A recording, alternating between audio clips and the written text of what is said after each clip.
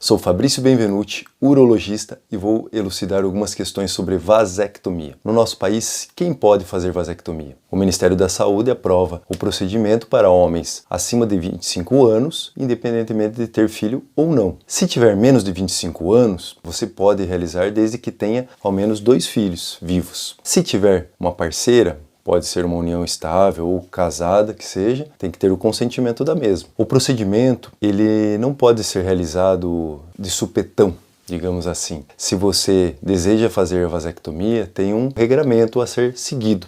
Primeiro, a partir do momento que você manifesta o seu desejo para realizar a vasectomia, normalmente isso daí é documento em cartório e ali aquela data vai contar 60 dias para diante, para daí sim permitir você realizar o procedimento. Então tem que ter um intervalo mínimo de 60 dias entre a manifestação do desejo da realização da cirurgia e o ato cirúrgico. Isso tudo é feito porque, queira ou não, você está modificando o seu organismo, está mudando uma condição de fertilidade para infertilidade. E é uma decisão que realmente deve ser pensada para que não haja arrependimento depois. Falando de arrependimento, o arrependimento ocorre numa taxa aí de 10, 11% dos homens abaixo de 30 anos que fizeram vasectomia e aí acabaram mudando de parceira. A parceira antiga levou os filhos junto e esse homem com uma nova parceira que não tem filhos deseja recomeçar tudo novamente. E ali é o grande problema. Então, essa questão deve ser elucidada sempre no consultório, porque às vezes a pessoa não se atenta. A vida muda, o tempo passa, as ideias renovam-se e é importante ter isso em mente, estar certo de que o ato cirúrgico não vai ser um motivo de arrependimento posteriormente. Então, voltando para a questão, quem que pode fazer vasectomia? Homens com mais de 25 anos, independente de ter filhos. Homens abaixo de 25 anos até podem fazer, desde que tenham pelo menos 2 filhos vivos. Se tiver parceira, ela tem que consentir com o ato. E o desejo da cirurgia, ele tem que ter um intervalo entre a manifestação do desejo e o ato cirúrgico de 60 dias. Na minha concepção, quem não deveria fazer vasectomia? Na minha concepção, homens com menos de 30 anos não deveriam fazer, independente do número de filhos. Hoje em dia é comum um paciente chegar no consultório jovem, sem filho e desejando fazer vasectomia. Chama atenção que mudaram as ideias, né? Mudou muito. A nova geração quer ter um controle total da vida até o momento que quer só estudar, não quer ter um filho no meio, nesse período, e o medo é tão grande e quer fazer vasectomia. Isso não é incomum hoje em dia. É preocupante porque a gente nunca sabe o que vai ser lá para frente. Eu acredito que até os 25 anos o homem não tem plena capacidade para decidir para os seus próximos 20 anos. Então, eu acho que o desejo de uma vasectomia deve ser manifestado acima dos 30 anos, principalmente para aqueles que já têm filhos. Eu acredito que não deva fazer vasectomia homens motivados apenas pelo desejo da parceira que ele faça vasectomia. Ela não pode ter mais filho. Ela não quer ter mais filho. Ela não quer mais, ela não pode, ou ela... Bom, quem vai fazer o procedimento tem que decidir pelo seu corpo. Se você vai fazer a vasectomia, você deve estar com a certeza de que realmente não quer mais filhos e que esse é o melhor caminho para ser seguido. É importante que você veja a vasectomia como algo irreversível. Apesar dela ser passível de reversão, sim, né? Não é garantido em todos os casos, mas uma média aí de 60% de sucesso de reversão. Isso, lógico, vai variar com o tempo que você ficou com vasectomia, pode até fazer uma fertilização in vitro, tudo, mas ela deve ser encarada como sendo algo irreversível. Quando você opta por ela, você opta como se fosse irreversível. É a melhor maneira de encarar esse procedimento.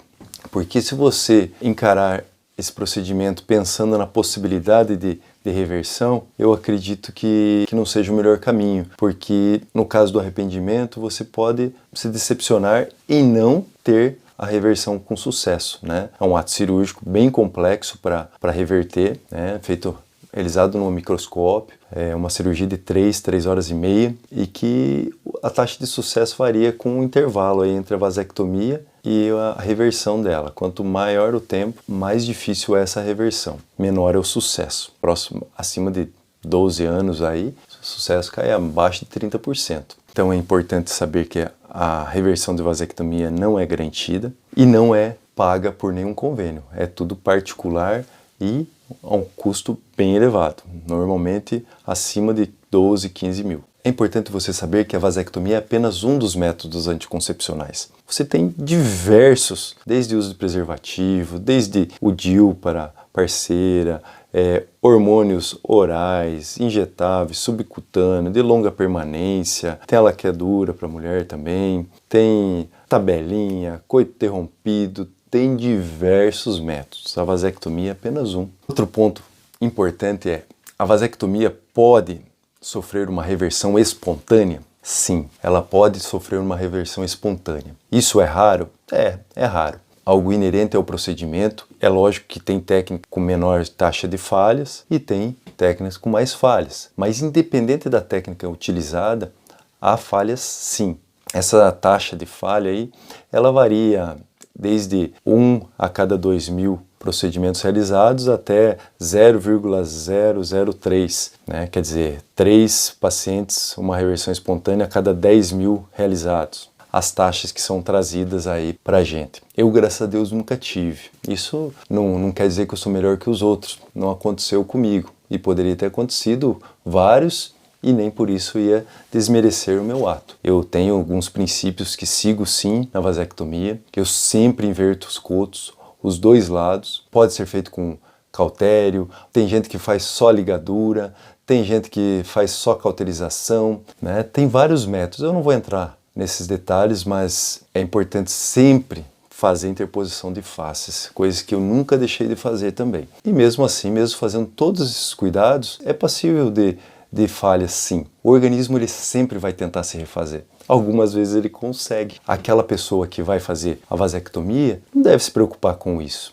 né? Se você ficar focando sempre na falha, no problema do negócio, então é melhor que não faça, porque isso daí vai gerar mais preocupação do que benefício. O DIU falha? Falha. A laqueadura falha? A taxa de insucesso da laqueadura também varia de 1 a cada 5.000, 1 a cada 2.000, também depende do método. A mulher que faz a laqueadura, diferentemente do homem, se falhar a laqueadura da mulher, o filho nasce na barriga dela, ninguém vai contestar que o filho seja dela. Em contrapartida, o homem que faz a vasectomia, normalmente fala para Deus e o mundo, e aparece a parceira grávida, a primeira desconfiança é, será que esse filho é meu? Né? Isso gera muito transtorno, sim. Né? Normalmente gera conflitos no relacionamento, dependendo desse relacionamento. Então isso deve ser muito bem elucidado, deve estar bem claro para aquela que faz vasectomia. Se falhar, primeiro, não culpe a parceira, não culpe o médico, saiba que realmente é algo inerente ao procedimento e vão ver da melhor maneira possível para reverter isso. O procedimento é muito simples. Eu faço apenas no centro cirúrgico. Tem gente que realiza no próprio consultório. É passível de realização no próprio consultório. É possível ser feito apenas com anestesia local. Hoje em dia, 99% dos meus procedimentos eu realizo com sedação. Porque o paciente fica relaxado, dormindo, não vê nada, não sente dor. E aí, depois dele estar dormindo, faço anestesia local. Acorda do procedimento, nem sabe que ele aconteceu, quer dizer, como se tivesse acordado de um sono e já está realizado o procedimento. Isso é ótimo, para mim é a melhor maneira de ser feita a vasectomia, apesar de ser um procedimento de baixa complexidade, rápido, média de 20 minutos, que não tem sangramento, que não tem dor relevante mesmo quando é feito apenas com local. Eu acredito que a vasectomia com sedação seja o melhor método. Hoje realizo 99% dos meus procedimentos de vasectomia com o paciente sedado e depois realizo anestesia local. É mais confortável, só tem benefício praticamente dessa maneira, né? O único porém que eu coloco é o fato de tem que estar de jejum. Né? Para fazer a sedação tem que estar em jejum. Só se a pessoa realmente não quer fazer sedação, quer fazer o procedimento o mais rápido possível, já ir embora. Se a pessoa não quiser ficar em jejum para fazer o procedimento, tudo bem, realiza apenas com local. É tranquilo? É tranquilo também. E aí, com um corte, 2 cortes, gente, o fato de ter um corte ou 2 cortes é irrelevante quanto à cicatriz. Independente do método, vai ficar um risquinho imperceptível, normalmente imperceptível. Depois de 2 meses da realização da vasectomia, você não consegue nem localizar onde que está o cortinho. Eu falo, vira saco. É lógico que quando dá para fazer apenas um corte no centro, melhor. A independente às vezes faz até sem a bisturi, né? A técnica sem bisturi, que é divulsionando ali. Não que não vá ter um corte, né? Tem gente que fala, a técnica sem bisturi, a pessoa acha que vai chegar lá e o procedimento não vai ter corte. Não tem essa possibilidade. É uma divulsão. Tem alguns estudos que mostram aí nessa técnica há menos hematoma, há menos infecção, há menos dor. Bom, aí vai da percepção de cada um. Independente da técnica que eu opte, né? Pode ser com um corte mediano ou 2 cortes laterais, ambas técnicas serão com um cortinho de 2 milímetros e o que é mais relevante é a facilidade em realização do procedimento. Se o teu médico faz com 1 ou com 2, tanto faz, desde que ele não realize a ligadura muito próximo do epidídimo, tudo certo, né? Eu deixo no mínimo 3 centímetros de distância do epidídimo, isso evita dor crônica local. É uma das possíveis complicações? É sim. E tem alguns trabalhos que falam até em 6% dos casos. Então, quanto mais longe é feito essa ligadura do epidídimo, menor é a chance dessa dor crônica. Eu acredito que a melhor técnica é aquela que lesa menos outras estruturas, pega apenas o ducto deferente e faz essa ligadura, retira o segmentinho, faz a ligadura, interposição de fáscia e tudo isso numa distância no mínimo de 3 centímetros do epidídimo.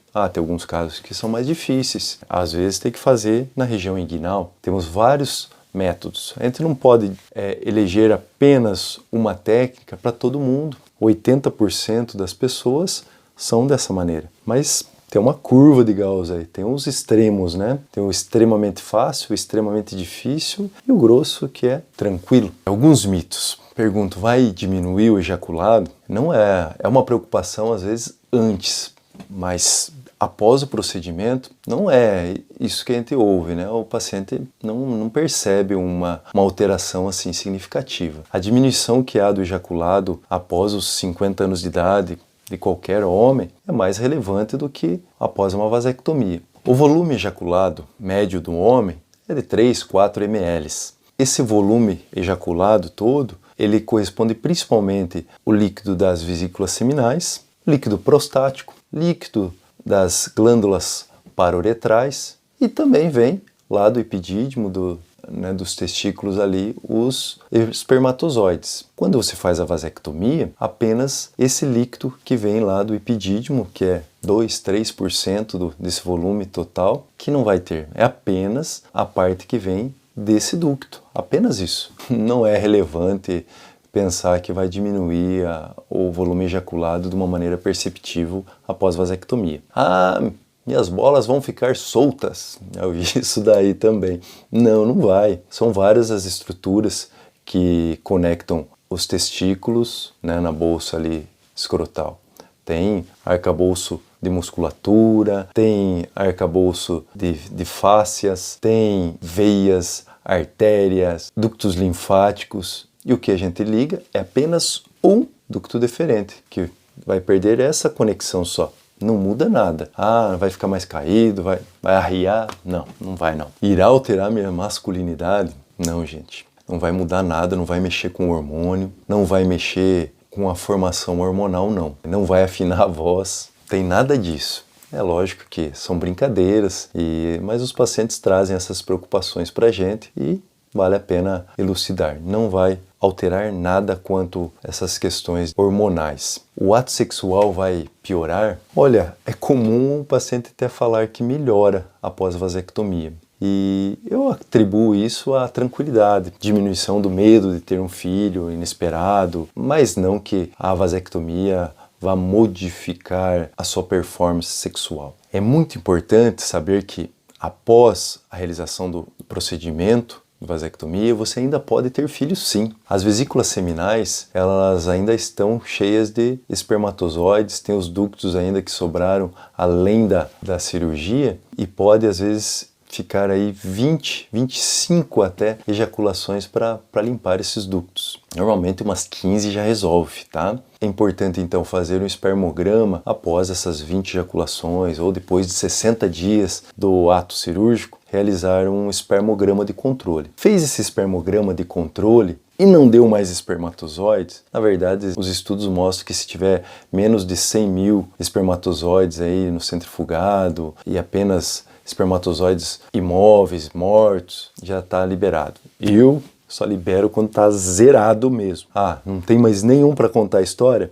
Beleza. E aí, mesmo assim, tem risco? Muito pequenininha, aquele risco que eu chamo de vontade divina. Pode acontecer, mas eu acho que quem tiver essa preocupação é melhor que não faça o procedimento. Após 1 ano da vasectomia, é aconselhado que repita o espermograma, porque a chance de uma revascularização ela é maior nos primeiros meses. Então, após 1 ano, faz um novo espermograma e, se der zerado, entrega nas mãos de Deus, tá bom? Mas ainda assim pode acontecer, não zera esse risco por completo. Convido você para fazer parte das minhas redes sociais, onde eu normalmente coloco alguns temas que elucidam a minha área de atuação, sempre com o intuito de trazer alguma informação relevante para vocês. Façam perguntas, coloquem dúvidas e terei o maior prazer em respondê-lo com todo o meu conhecimento. Até mais!